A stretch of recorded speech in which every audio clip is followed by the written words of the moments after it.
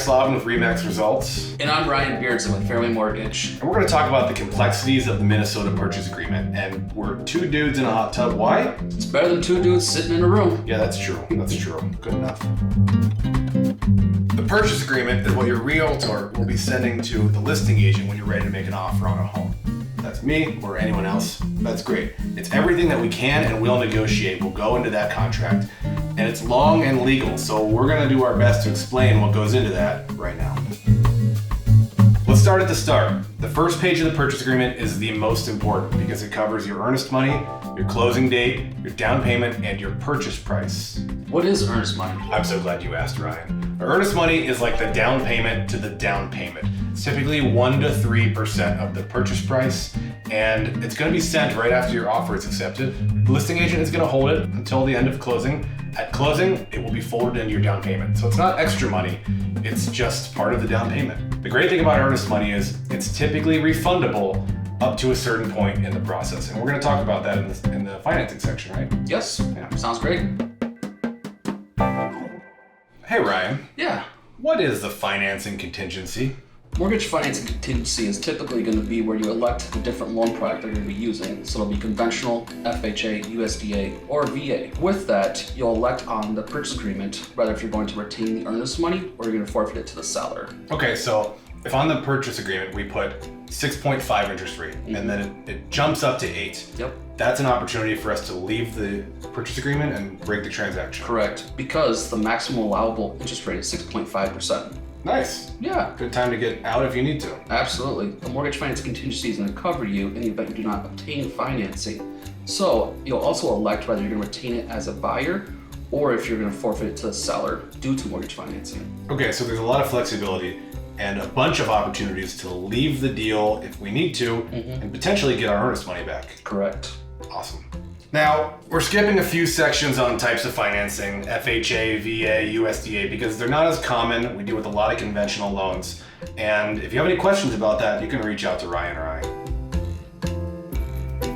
Let's move on to seller paid sections. And this is essentially, you could have the seller pay for some of your closing costs, depending on the situation that the seller is in. It's not as common in a seller's market because there's a lot more competition.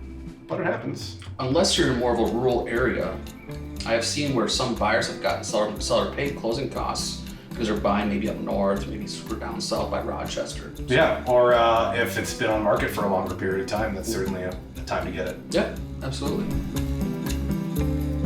So what are home inspections? That is an excellent question. The home inspection is the due diligence period where we can get inside the house with a qualified person to look at every single aspect. HVAC, foundation, siding, roof. You're gonna get a whole list of things that are right and wrong about the house. Gives you an idea, do we wanna keep this house? Do we wanna ask the seller for some concessions maybe? Sometimes it can be a little bit overwhelming. It can be overwhelming, unfortunately, but it gives you a good to-do list of what you're gonna do when you get in the house. Or, worst case scenario, it gives you an idea like, hey, maybe this house isn't for us, it's got too many things to do. How much do inspections typically cost? They can range between $250 and $800, maybe more depending on the size of the house, and that depends on add-ons, so radon inspection, chimney, sewer scope. I usually advise clients to get as much as they can so that they have a really good idea. It's better to spend that $800 and know you're gonna stick with or without the house than not have that knowledge.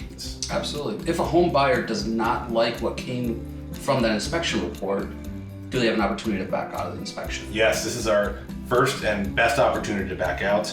It's the easiest time to back out and still get our earnest money. That isn't to say we can't get it later on, but this is a great opportunity to back out if we need to. Let's talk about the home sale contingency. This is a section that says, do you need to sell your current home to buy a new home? Now we're in a seller's market, so sellers prefer the easiest contract they can get. We're gonna get as competitive as possible because everyone's situation is different, and you might need to sell your home before you buy a new home.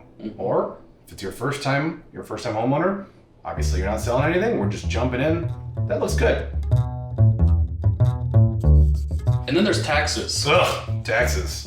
The buyer will pay the taxes from the day of closing and the seller will pay the taxes to the day of closing. And I've seen some times where there has been maybe a property that was an investment property, maybe the seller was looking to flip it, something along those lines, If they didn't carry it as a primary residence, it was non-homesteaded. What does that necessarily mean? Homesteading is a really important classification that only really applies to people who are in their primary residence and they don't own other properties. You can only homestead your primary residence. And it gives you a nice little tax break. Typically, the seller will cover that. Yes, the seller will cover that. If you're following along in the workbook, there's no workbook, I'm sorry. The whole next section is a lot of tedious things like thermostat, risk of loss, Wi-Fi, and you can reach out to Ryan or Ryan, we can explain every individual section, but we're not gonna talk about it here. You're gonna find where you're gonna elect whether the property has city water or maybe a well, along with maybe a septic or maybe there's city sewage. Yeah, and if there's a well or septic, there's gonna be an additional contract we'll include, which is very fun because everyone loves talking about septics. The other section, line 460. This is my favorite part of the purchase agreement because you can get really creative with your language, include anything you want, appraisal gaps, escalation clauses, deadlines. If you have any questions, obviously reach out. I'll explain any of these. But you could get, like I said, really creative. You can include your firstborn child. I don't think you should do that, but one time I did have a puppy in the other section. I said, if you accept this, you can have the first pick of the next litter of this set of dogs that my buyers were breeding, and wow, it won the deal. I mean, it got us there, and whatever it takes sometimes. You also will sometimes find other forms. Those forms might include maybe a seller's disclosure, the seller's opportunity to disclose any material facts about the home. You might find personal property agreement. Maybe the buyer would like to retain something in the home after the fact. Let's say there's a great piece of art in the house that the buyer might want, or deep freezer in the basement that we just don't know if it's gonna come with the house. We might as well put it in a contract. Absolutely. So after that, if the house was built before 1978, there's gonna be a lead disclosure that just says there's lead in the house, very high chance of lead in the house. Someone painted it, likely. Just don't eat paint chips. That's my advice to you.